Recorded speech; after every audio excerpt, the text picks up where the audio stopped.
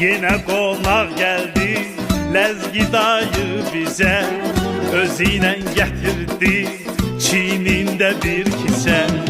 Uşaq bunu görüp korktu ve kaçtı, çünkü Lezgi dayı kisesin açtı. Konaklar hamısı, ay konaklar hamısı otaqdan çıktı, otaqdan çıktı.